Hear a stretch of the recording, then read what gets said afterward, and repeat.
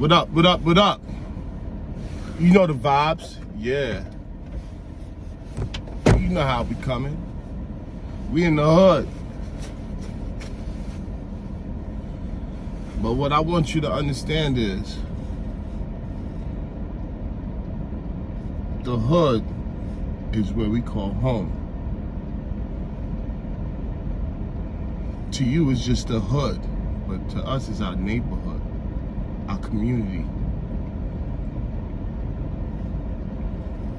You know, it sort of reminds me of being in prison. The prison was the hood, the community. A place where we could get together, sort of like Thug Mansion, you know, something like what Pac Express. A place where we could all go to kick it, where ain't nobody arguing over kid shit. Excuse me.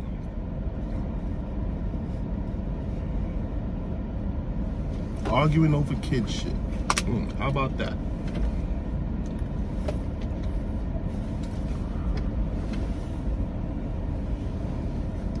That's exactly what prison is like. To some, it's considered hell. To some, find comfort, solace, peace, understanding. And to those who don't know what that's like, they call it grotesque, repulsive. I don't even know how you survived. Don't even talk about it. These are all the things that people talk about or say when they hear the word prison. Or you got something that's curious, want to know what it's like. Is it true what I heard? Well, it's everything that you heard. I can't sit here and tell you that everything you heard is a lie. Because prison is a world by itself. So it possibly happened. Probably not around me, but it possibly happened.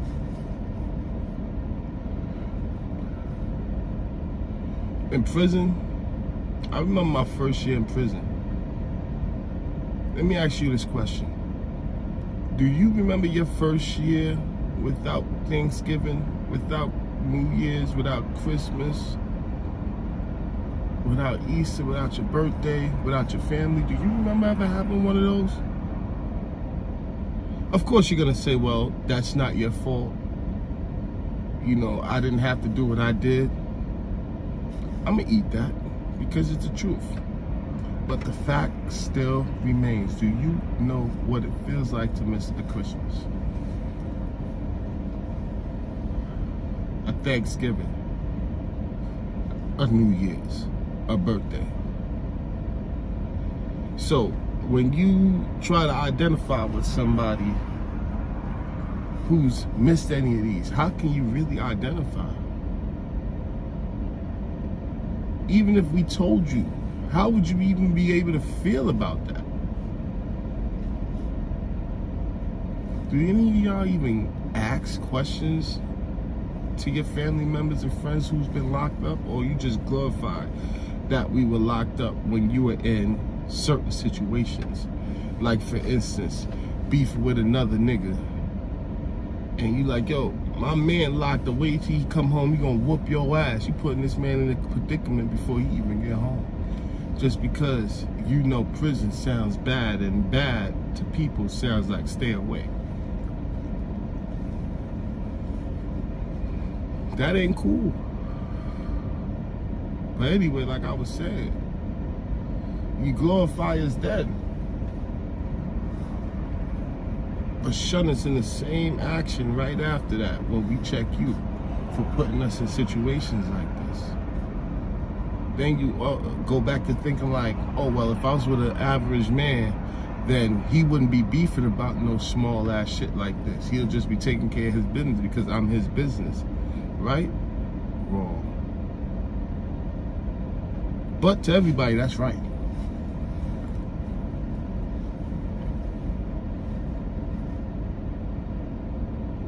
I've been home 5 years, y'all. I've been keeping my nose clean, staying out of trouble as best as I can. Just so that way I can deliver this news to you. Sorry it took so long. But while, you know, I'm under guidance by these people, I didn't want to touch these type of topics or conversations with you because it wouldn't have been the real shit.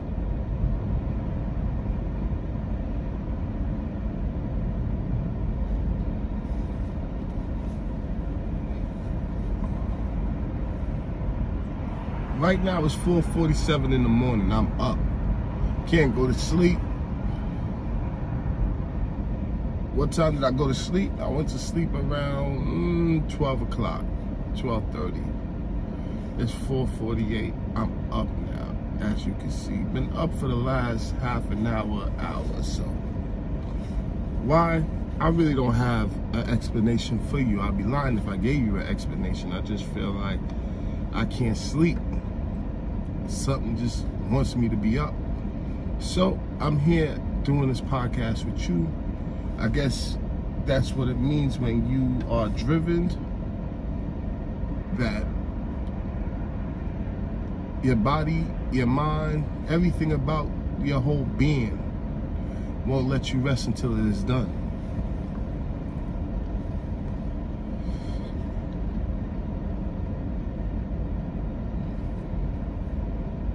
I shot this video in my car, because of the simple fact that I'm free. I could do whatever the fuck I feel like it. You know? I don't want to be bound by any walls, bars, principles that's not what governs my life. I don't want to be bound by any of those no more because I lost myself. So that's a side effect of prison, losing yourself. You know, it's like going too deep into the water where you can't swim past those currents and you get lost, drown possibly. By the grace of God, I was able to swim back before I got too far deep and couldn't come back. I was on my way though. I'm not gonna sit here and lie to you. I was on my way.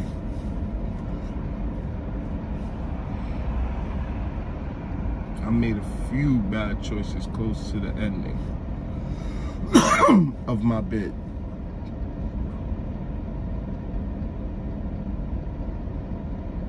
I'm not perfect. I'm a human.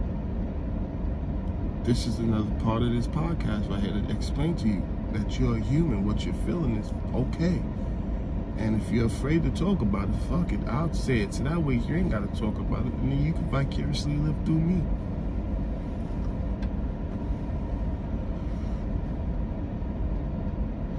Another reason why I shot this video in this car is because it's cold as fuck outside.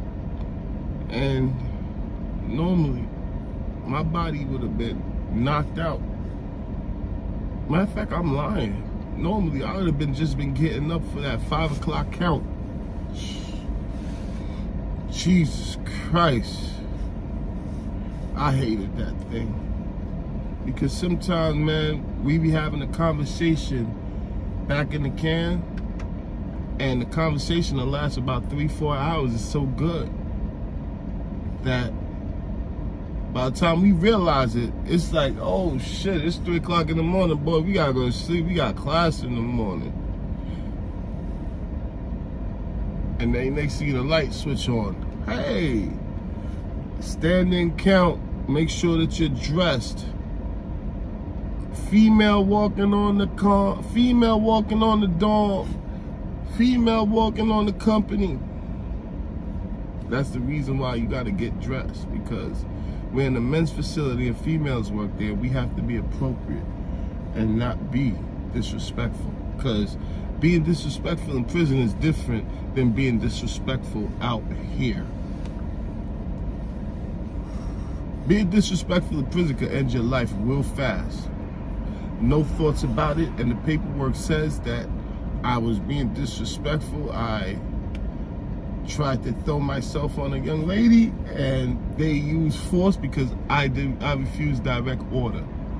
109.6 or 106.9 direct order.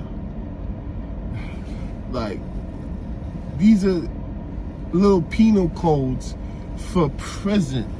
Not out here. You see what I'm saying? Like prison directive penal codes to give us an infraction. Out here, you see, you could disrespect a woman out here and have a 50-50 chance. Better yet, a 20 to 80 chance of surviving without no repercussion other than a F you. Go fuck yourself, your mother sucked dick or something like that. In prison, you be dead. Reckless eyeballing.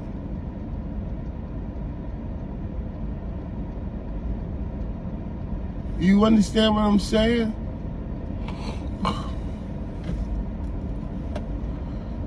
That's prison.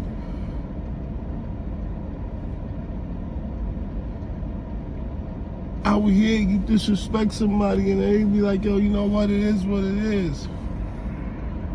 To the point that now people are comfortable. But if you remember the old, like, westerns coming on up to street movies and mafia movies and stuff like that, there were principles, structures, and guidelines to this thing. This thing of ours, you know, it's like something else. This thing of ours. Once you prick your finger, you're in this thing for life. I don't care if you're a monk, you're in it. You may not be called as much because of your moral inflictions and conflictions, but you in it. Nevertheless, you family. Out here, it's a different structure. There is no structure. Everybody for themselves. And that's what I came home to in 2017.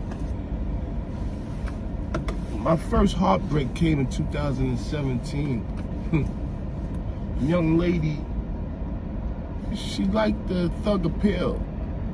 Didn't like the thug in the nigga. Also wanted to have a cake and eat it too. Two black niggas, double scoop. On the cone. Right. This black nigga couldn't deal with that, so guess what happened? I spazzed out.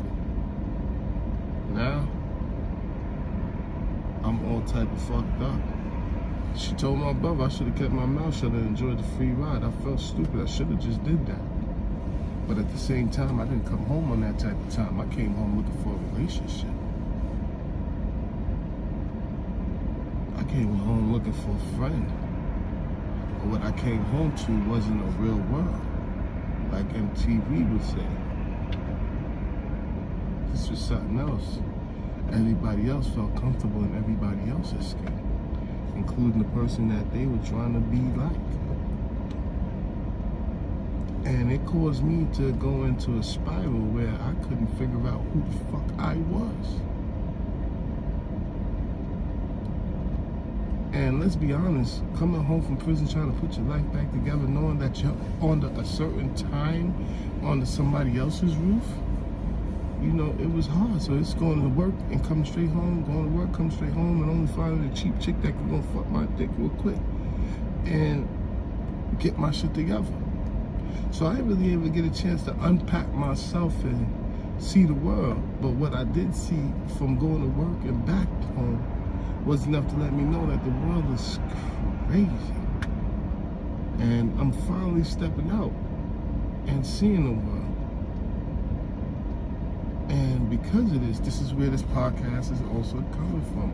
My daily journals of what I see going on and how we're being treated out here and how we treat others as well. Because we all are victims. Nobody is just a victim and one perpetrator. But until the next time, rewind this, like, share, and repost somewhere else so that someone else can understand what you're now feeling as well. Thank you for joining in to Clink Talks. Peace.